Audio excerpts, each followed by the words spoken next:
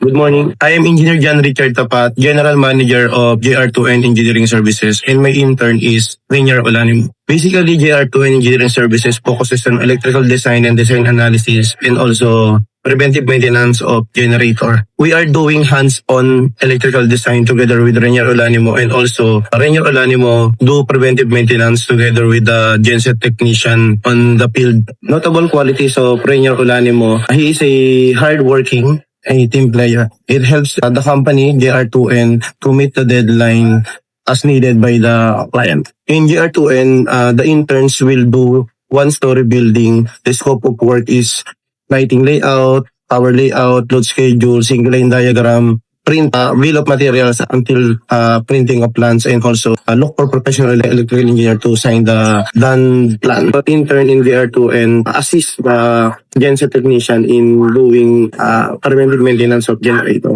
If I evaluate Rainier Olanimo, 1 is the lowest and 10 is the highest, I will rate him 9 or 10. I will hire Rainier Olanimo after his graduation and put in a supervisory position to supervise the design and preventive maintenance of the company.